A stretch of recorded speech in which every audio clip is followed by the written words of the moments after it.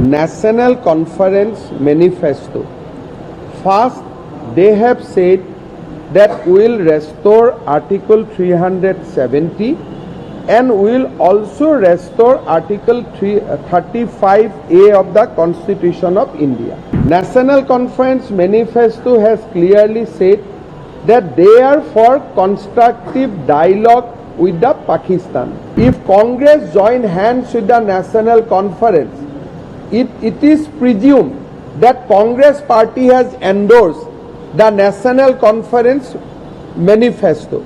And National Conference Manifesto is nothing but a anti-India documents. ये जो seat sharing होती है, हमारे लिए सीट शेयरिंग नहीं होती है। हमारे लिए एजेंडा पहली प्रायोरिटी रख, एजेंडे की बात होनी चाहिए थी, कॉमन मिनिमम प्रोग्राम की बात होनी चाहिए थी, आप लोगों के लिए क्या करने वाले हो मिलके, उसकी बात होनी चाहिए थी, बजाय कि सीटों के ऊपर इतना झगड़ा हो। मुझे अजीब लगता है। जम्मू कश्मीर में विधानसभा चुनाव की घोषणा के बाद कांग्रेस पार्टी ने पूर्व मुख्यमंत्री फारूक अब्दुल्ला के नेतृत्व वाली नेशनल कॉन्फ्रेंस से गठबंधन कर लिया है। और इसी बीच अब जिस तरीके से मैनिफेस्टो सामने आया है, अब इसे लेकर असम के मुख्यमंत्री हिमंता बिस्वा शर्मा ने नाराजगी जताई है और कांग्रेस और इनके गठबंधन पर जमकर निशाना साधा है। वहीं दूसरी तरफ महबूबा मुफ्ती का भी बयान सामने आया है, क्योंकि अब चुनावी माहौल है, बयानबाजियों का दौर लगातार देखने के लिए मिलेगा और दोनों तरफ से ही बयानबाजी देखने के लिए मिलेगी। लेकिन सबसे अहम जो बात है वो आर्टिकल 370 को लेकर बयानबाजी हो रही है, चाहे वो कांग्रेस की तरफ से हो, चाहे महबूबा मुफ्ती की तरफ से हो। अब ऐसे में क्या है पूरा माजरा, विस्तार से जानेंगे एक एक करके। सबसे पहले बात कर लेते हैं हिमंता बिस्वा शर्मा का क्या कहना है। अब आपको बता दें कि दोनों पार्टियों के गठबंधन के बाद से ही भारतीय जनता पार्टी इस पर हमलावर नजर आ रही है। गृह मंत्री अमित शाह से लेकर बीजेपी शासित राज्य के सभी मुख्यमंत्री इस गठबंधन की आलोचना कर चुके हैं।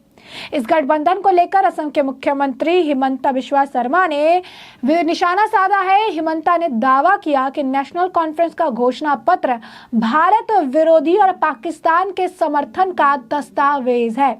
मीडिया से बात करते हुए हिमंता बिस्वा शर्मा ने कहा कि नेशनल कॉन्फ्रेंस का चुनावी घोषणा पत्र में स्पष्ट रूप से कहा गया कि वो पाकिस्तान के साथ रचनात्मक बातचीत में पक्षधर है। उनकी पार्टी ने अपने एजेंडे में इसको शामिल किया है। नेशनल कॉन्फ्रेंस ने कहा कि वो भारत के संविधान के आर्टिकल 370 और 35A को फिर से बहाल करेंगे। और क्या कुछ कहना है हिमंता बिस्वा शर्मा जी का, जरा आप खुद सुनिए। National Conference Manifesto. First, they have said that we will restore Article 370 and we will also restore Article 35A of the Constitution of India. National Conference Manifesto has clearly said that they are for constructive dialogue with the Pakistan. National Conference has also said that they want to have trade with the Pakistan. National Conference has also said in their manifesto that those who were involved in the stone pelting and various heinous crimes against the civilian and police, they will be taken back to the government service. National Conference Manifesto has also said that they will withhold or they will discontinue the reservation given to the Dalits, Gujars, Bakrowals and Pahari communities. National Conference has also said that they will change the name of Shankaracharya Hill. National Conference has also said that they will continue to patronize directly or indirectly the separatist voices. So under the circumstances, if Congress join hands with the National Conference, it is presumed that Congress party has endorsed the National Conference Manifesto. And National Conference Manifesto is nothing but a anti-India documents. It is a pro-Pakistani documents. It is a documents of few fundamentalists. Now whether Congress or Rahul Gandhi endorse it, now they Rahul Gandhi went to Farooq Abdullah's house and basically endorsed the manifesto of the National Conference.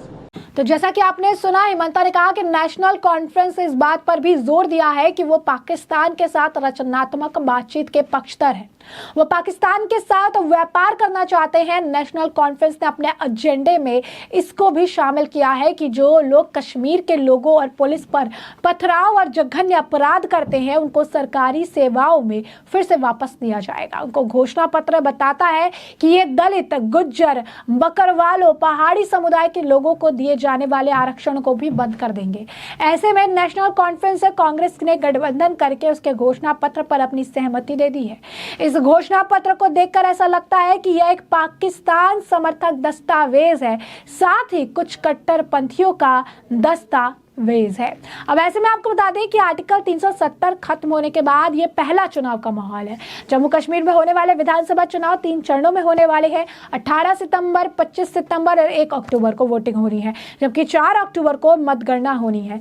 साल 2019 में केंद्र सरकार द्वारा article 370 और 35A को समाप्त कर दिया था, जिसके बाद विधानसभा के लिए यह पहला चुनाव जो है हो रहा है। अब ऐसे में आप देखिए कि इसे लेकर बयानबाजियों का दौर जो है देखने के लिए मिल रहा है। इसी बीच अब पीपल्स डेमोक्रेटिक पार्टी PDP के अध्यक्ष महबूबा मुफ्ती ने भी इस मामले पर बयान दिया और कहा कि कश्मीर मुद्दे का समाधान हमारी पार्टी का एजेंडा है। नेशनल कॉन्फ्रेंस और कांग्रेस इस एजेंडे को स्वीकार करे तो हम उनके गठबंधन को पूरा समर्थन करेंगे। विधानसभा चुनाव में हर सीट उनके लिए छोड़ देंगे, हम उनके पीछे चलेंगे, लेकिन भाजपा के साथ गठबंधन नहीं करेंगे। क्या कुछ कहना है PDP चीफ महबूबा मुफ्ती का, जरा एक बार आप खुद सुनिए। मैंने पहले भी कहा कि ये जो सीट शेयरिंग होती है, हमारे लिए सीट शेयरिंग नहीं होती है। हमारे लिए एजेंडा पहली प्रायोरिटी रखता है। मुझे अजीब लगता है कि जब ये लोग एजेंडे की बात नहीं कर रहे हैं कि भाई हमारा कॉमन मिनिमम प्रोग्राम क्या होगा। जैसे कांग्रेस के साथ हमारा कॉमन मिनिमम प्रोग्राम था 2002 में, 2014 में बीजेपी सरकार के साथ हमारा एजेंडा ऑफ अलायंस था। तो मैं समझती हूँ एजेंडे की बात होनी चाहिए थी, कॉमन मिनिमम प्रोग्राम की बात होनी चाहिए थी, आप लोगों के लिए क्या करने वाले हो मिलके उसकी बात होनी चाहिए थी, बजाय कि सीटों के ऊपर इतना झगड़ा हो। मुझे अजीब लगता है। बहुत अच्छी बात है, पर मैं कहती हूँ गवर्नमेंट ऑफ इंडिया को जमात इस्लामी के ऊपर बैन हटाना चाहिए, क्योंकि अगर इस मुल्क में कम्युनल जमातें जैसे जो पूरे मुल्क में जहर फैला रही हैं इस वक्त, मैं उनका नाम नहीं लेना चाहती हूँ, जो जुलूस निकालते हैं, जो मस्जिदों पे पत्थर मारते हैं, जो मुसलमानों को लिंच करते हैं, आप उन पे तो बैन नहीं लगाते हैं। जमात इस्लामी जो एक ऐसी ऑर्गेनाइजेशन जिसका तालीम में बहुत बड़ा रोल रहा है, जिन्होंने सैलाब में बहुत बड़ा काम किया, जिन्होंने कोविड में लोगों की बड़ी मदद की, उनके ऊपर बैन लगा दिए। क्यों लगाया बैन? अगर आप चाहते हैं कि वो इलेक्शन में हिस्सा ले रहे हैं, बहुत अच्छी बात है, पर उस जमात के ऊपर से बैन हट जाना चाहिए। जैसा कि आपने सुना, सीट बंटवारे पर भी वो कहती नजर आए कि चाहे मुझे 3 या 4 सीटें मिले, मेरे लिए इसका कोई मतलब नहीं। हमने कांग्रेस या भाजपा के साथ गठबंधन किया तो हमारे एजेंडे को लेकर था। नेका कांग्रेस ने किसी एजेंडे पर गठबंधन नहीं किया, बल्कि सीटों के बंटवारे को लेकर गठबंधन किया। हम ऐसे गठबंधन की बात नहीं करेंगे जो केवल सीटों के बंटवारों पर केंद्रित हो। उसके बाद वो कह रही थी कि जब सवाल किया गया कि 2015 की तरह भाजपा के साथ चुनाव में गठबंधन हो सकता है क्या, अमित शाह भी काफी कुछ कह रही हैं, तो मुफ्ती ने कहा कि अब ऐसा कुछ नहीं होगा। जो है हमने भाजपा सरकार से हाथ मिलाया था, पार्टी से नहीं। हमने शर्त रखी थी कि वे आर्टिकल 370 को नहीं छूएंगे। बहुत कुछ और भी कह रही हैं महबूबा मुफ्ती जी, जरा सुनिए। देखिए, पहली बात तो ये है कि ये वही बीजेपी की सरकार है जिसमें जब अटल बिहारी साहब चीफ प्राइम मिनिस्टर थे तो उन्होंने माना कि जम्मू कश्मीर की समस्या है, इसका समाधान निकालना है, और उन्होंने पाकिस्तान से भी बात की और यहाँ सेपरेटिस्ट लीडर से भी बात की। मतलब ये है कि एक मुद्दा है, जम्मू कश्मीर की एक प्रॉब्लम है, और 370 जम्मू कश्मीर और मुल्क के बीच में एक पुल। अब उन्होंने वो पुल तोड़ दिया। उन्होंने खुद देखा कि क्या मतलब मामलात हो गए यहाँ पर। पार्लियामेंट इलेक्शन में उन्होंने देखा किस तरह नॉर्थ कश्मीर में लोगों ने प्लेबिसाइट सेंटिमेंट के ऊपर वोट डाले, जो वो सोचते थे शायद खत्म हो गया। तो मुझे लगता है कि उन लोगों ने उनको जवाब दिया है कि मसले कश्मीर है, और 370 को खत्म करने से वो और कॉम्प्लिकेटेड हो गया है। अब होम मिनिस्टर साहब को ये सोचना है, जैसे हमारी जमात ये मानती है कि जम्मू कश्मीर की समस्या है जिसका समाधान इस मुल्क के आईन के अंदर निकालना है। तो अगर वो आईन की जो एक कड़ी है 370 उसको तोड़ना चाहते हैं, तो फिर वो मेरे ख्याल में जो अमित शाह साहब जो है वो सेपरेटिस्ट की बात कर रहे हैं, क्योंकि सेपरेटिस्ट तो 370 को नहीं मानते हैं। फिर अमित शाह साहब भी नहीं मानते, तो फर्क क्या है सेपरेटिस्ट में और उनमें? फिर हम तो मानते हैं, हम जैसी जमाते हैं कि जम्मू कश्मीर इस मुल्क के साथ 370 से जुड़ गया। सेपरेटिस्ट कहते हैं नहीं जुड़ा है, कोई 370 हम नहीं मानते। तो अमित शाह साहब भी वही बात कर रहे हैं, इसका मतलब वो वही बात कहना चाहते हैं, वही बात, उसी बात पे यकीन करना चाहते हैं जो सेपरेटिस्ट कहते हैं कि कोई नहीं है, कोई जुड़ाव ही नहीं हुआ है। तो जो एनसी कांग्रेस का अलायंस हुआ है, इस पर पीडीपी का मौकफ है कि अगर आपकी नहीं, देखिए मैंने कहा कि हमने जब भी कि पीडीपी ने कभी भी अलायंस की है कांग्रेस के साथ, कॉमन मिनिमम प्रोग्राम, बीजेपी सरकार के साथ एजेंडा ऑफ अलायंस, तो हमारी पार्टी का मौकफ है जब भी हम किसी जमात के साथ जाते हैं तो हम बाजाब्ता एक एजेंडा होता है हमारा कि हमने आपस में क्या क्या करना है, हमारी प्रायोरिटीज क्या रहेंगी, हमने क्या करना है। जैसे पिछला जब 2002 में तो पोटा हमने कहा खत्म करेंगे, जिसके लिए कांग्रेस एग्री कर गई, डायलॉग के लिए एग्री कर गई, रिकंसिलेशन के। इसी तरह आज भी हमारा एक एजेंडा है, जब हम किसी जमात के साथ बात करेंगे तो उसमें एजेंडा हमारा डिस्कस, सीट शेयरिंग बात की बात है। तो इसलिए मैंने कहा कि अगर वो लोग हमारा एजेंडा जो है उसको अपनाने के लिए तैयार है तो हम भी उनको सपोर्ट करने के लिए तैयार। तो इसमें तो कोई, मेरे ख्याल में कोई ऐसी वैसी बात नहीं है। तो जैसा कि आपने सुना, काफी कुछ मोर्चे पर जो है उन्होंने अपनी बात रखी है, काफी कुछ जो है उनका बयान देखने के लिए मिला है, जहां पर साफ तौर पर तरह तरह की बातें उनके द्वारा कही जा रही है। आर्टिकल 370 को लेकर कह रही है, तो वहीं कांग्रेस के साथ गठबंधन को लेकर कह रही है।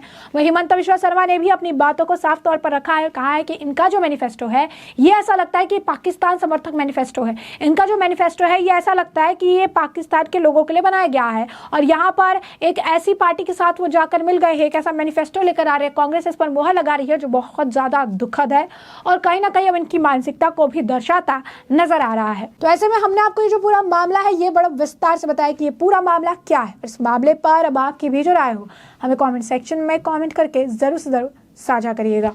धन्यवाद।